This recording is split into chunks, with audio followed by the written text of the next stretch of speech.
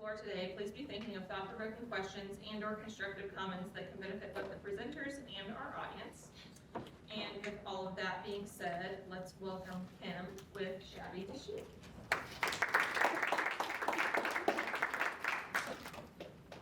This is gonna be the redneck in me. I'm just gonna do this, okay? Probably not the most ladylike, but that's what you get when you get me. Okay, so I'm Kim with Shabby to Chic Boutiques.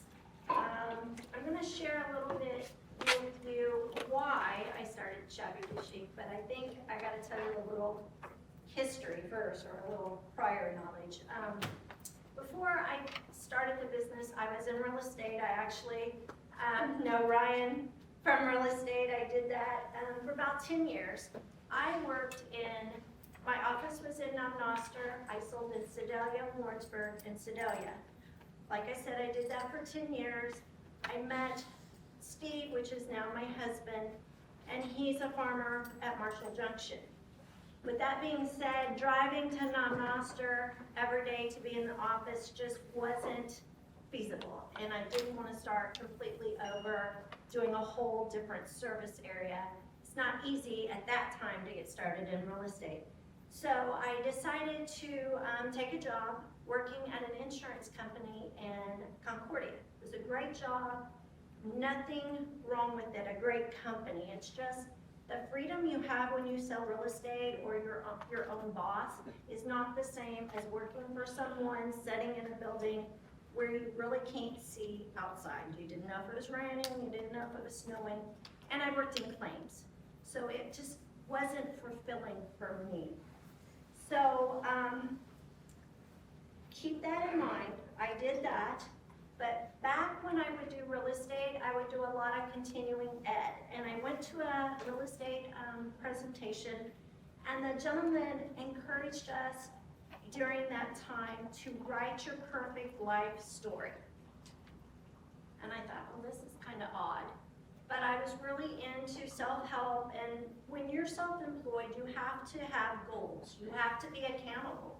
And especially in any kind of business, if it sells, it's just something you have to do.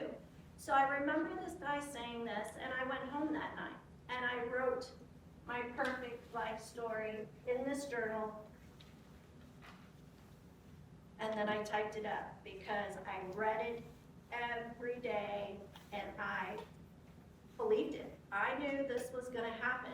And in this, and I did bring Phoenixes because if I make it through without crying, it's gonna be amazing.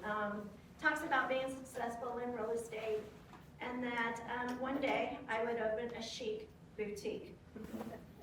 So, several years down the road, working at the real estate company, I remember, or the insurance company.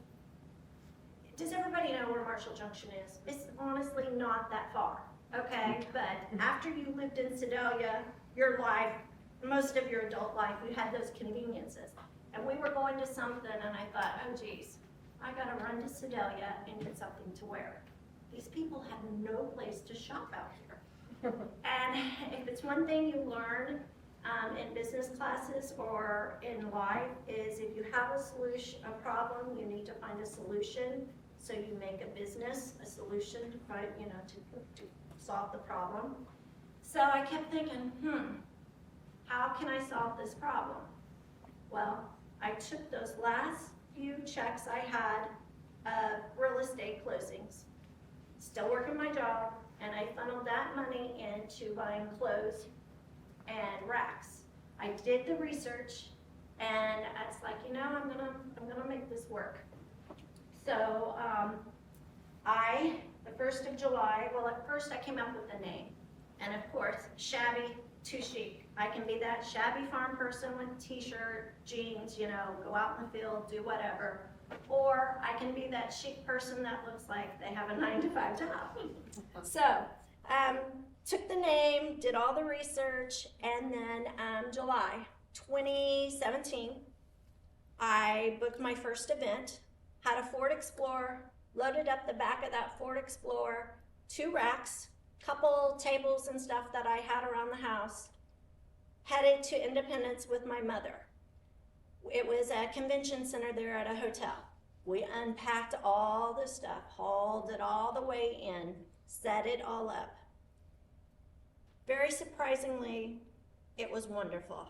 I had set that goal, I surpassed that goal. It made me realize that I liked this, I could do this. So I continued to do that all from July into fall. I don't know, have you guys ever moved a lot of clothes?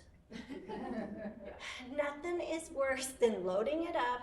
You gotta get home because that's your regular vehicle. Unload it. The basement was getting overloaded with all my stuff and the fixtures. Thank goodness my husband never went to the basement. But I thought, okay, mobile boutiques were starting. And I'm like, I can do that. I've done this, I can do that. So I found an old used enclosed trailer. Forgot about the PowerPoint or the slide thing. It was working. See, that's why I didn't want to do that part. Okay.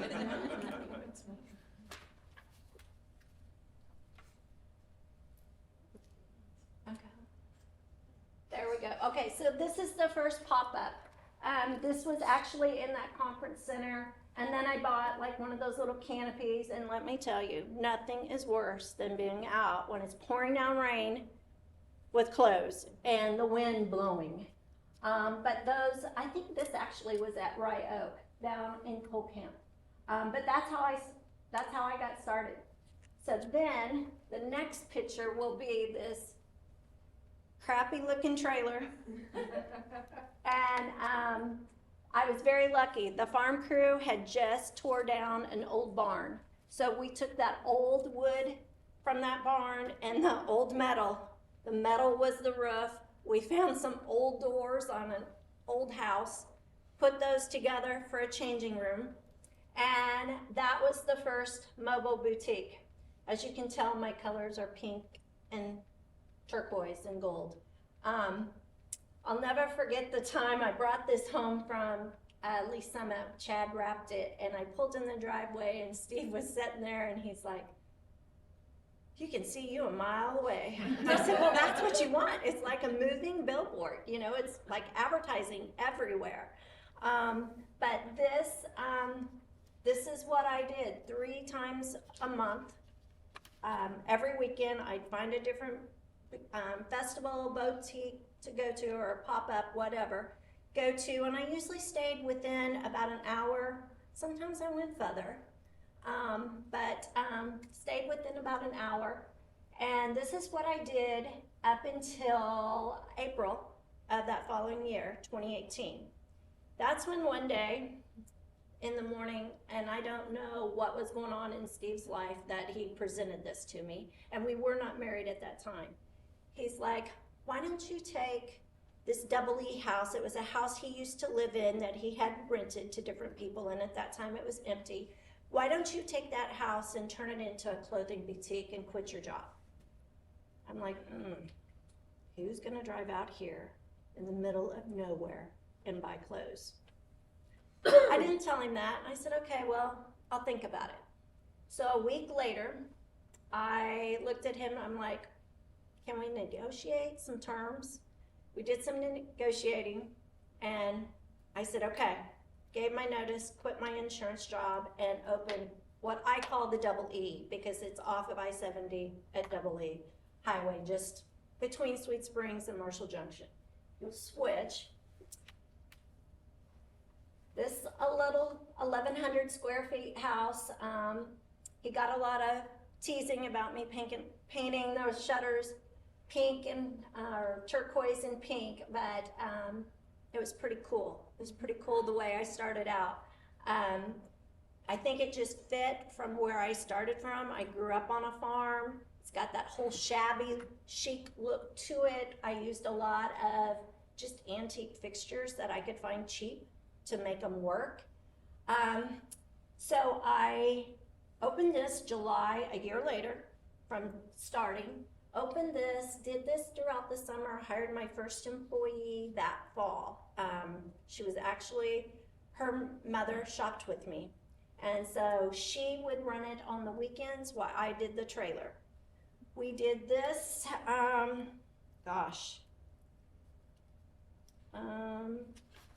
what did we do? We did this till 2019. And in that time, Kevin Ulmer, I don't know if anybody knows him, he owns Roadside Relics. He came to me and he was, would you be interested in going in on one side of Roadside Relics? I'm like, well, and this will be the next picture. And it's kind of ironic, I don't have a lot of pictures of this place. This was the before picture. It was an old car lot. Okay, now if you go by, there's tons of antiques outside of it. I had that first little bay right there. And the real estate person in me thought, great location, cheap rent, short-term lease. Steve thought I was absolutely crazy. One thing I didn't think about, well, I did think about it, but I didn't put enough thought into it. There's no air conditioning in here. Cindy, you remember that? I think you were in there. It soon became, Steve nicknamed it the sweat shack. It was very hard for women to try on clothes when it's 90 degrees outside. You sweat, the clothes stick to you, but we made it work. My lease was up in September, and it was July. Steve called me. I started that in March. We opened in March. Steve called me in like June or July, and he's like, John Deere. I'm like, what? I gotta go get parts or what? And he's like, no. Here's John Joy's number. You need to call him. That is where you need to be. I kind of looked, but I just couldn't find anything that I knew fit me. So I called John. We met, and I thought, there's just no way. He wants 3 years. He wants this. I'm doubling my size. Steve said, you know, if you don't take risk, you're not gonna grow. So I kept thinking about that, and we talked, and he's like, you can make it work. Look where you came from. You can make it work. Just figure out what you need to support that, work your numbers, you got it. Signed that lease. As of July, I've been there 3 years. We've actually opened September 17th was our grand opening at that. So we'll be there 3 years as of this year. So you take the little house, in the meantime, I bought a new trailer that had air conditioning, because something about air conditioning when you get old becomes really important. So this is the current trailer, up the size, and I learned double axle. You boys here, gentlemen, will probably laugh at me, but one thing I learned, if you get a double axle, it's easier to back, because I was not the best at backing the first one. Okay, so then, just like this was what the old John Deere building looked like. This is my current location at 2205 South Limit, just like past Country Kitchen. And then I think there's another picture. Here's what it looks like. It was like a blank canvas. I could go in, I didn't have to work with walls. I could do what I wanted, because with the Double E house, I had rooms. I made the living room like a display, a bedroom, something else, and the bathrooms were the changing rooms. So this, I could do wherever, anything I wanted. The only thing I didn't put money into was changing like the checkout, because that was where the receptionist sat, and it was like, just reuse it, save money. So we are currently still there, and I've been very blessed with the support of the community in the surrounding area. You know, when I did Double E, the little house, I would have ladies come from Kansas City that I'd met at festivals, or I had a couple ladies, it was like once a month, they had to go to Columbia to meetings from Higginsville. They would stop every month. So I always used the pop-up to funnel people into my business. That was like my marketing part. So I've been blessed over the 6 years to have the great community support, plus a great team. Throughout that 6 years, I haven't had a lot of employees, but I appreciate everyone and their talent, because this isn't a solo thing. It takes a team to get to where I've been. And then my family, this is probably where I'll lose it. From my mom going to those first events with me, helping me set up, to my dad when I'd call, hey, I can't back this trailer into this place, can you come back it? Or he drove to Iowa when I decided to finally get that other trailer wrapped, drove to Iowa and picked it up from getting it wrapped. And then my kids live in Colorado. My daughter comes home every year to help me with the fair. My son, whenever he's here, he knows mom's got a to-do list of stuff that either the trailer or the store to do. I couldn't do it without their support or without the support of the community. I really am so appreciative of that. But there's one thing that's more important that I try to teach my team is that those people that come and shop from us, they're not customers, they're our friends. We're not pushy. We want people to be comfortable, and that's what I strive for is customer service. I think that's the most important thing, no matter what you do in life, is to treat others the way you want to be treated. And back to that very first pop-up, there was a girl that tried on an outfit. She was 17, 16, something around that, went to the restroom, she came back, she had the biggest smile on her face. I knew right then, this is what I wanted to do. And just like yesterday, a lady came in, they're prepping for the cancer perks, and so we're helping women pick out their outfits, and there was a lady that came in and she walked out of that dressing room just beaming. That is what we do. That's why I do what I do. It's making that someone feel confident. Don't get me wrong, clothes don't make you confident. It's just the accessory that goes with the inside, that beauty of the inside comes out. So I'm so grateful for the opportunities that's been given to me and the friends that I've met along the way. That's the most incredible part about this, is the people that you meet. And I would never have done this without encouragement of other business owners along the way. So one thing I want to encourage you to do, and I guess I keep focusing here, but it goes to the whole room. Take 10 minutes. Let your mind just wander. Write that perfect story, your perfect life story. It's not stupid, because you never know what life may present to you. Right here, mine came true. I met a wonderful guy. I've got a great life. Yeah, there's struggles. Every day there's struggles. You know, oh gosh, I only brought in this much today. I got these bills to pay. Everything is a struggle in life, but if you know you can do it, say you can do it, you can do it. So one last quote. If you don't have big dreams and goals, you'll end up working really hard for someone else's goals. So, thank you guys.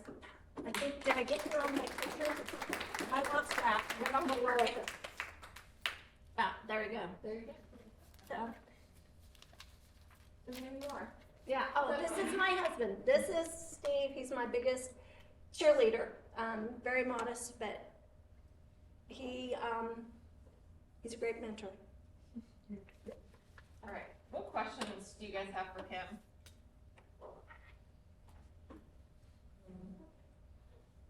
Yes, Jolene?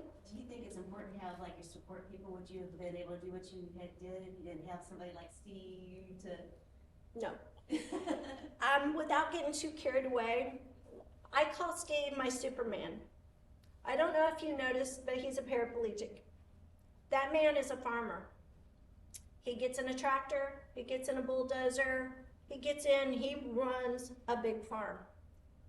That right there has taught me there is no stopping you. Just because I may have a disability or whatever, it is possible. And seeing what he did before I even met him, and the people that trusted him and that was his support, I knew I had the support. He encouraged me. He was the one that said, hey, if you don't take a risk, you're never going to make it. You know, you're never gonna grow.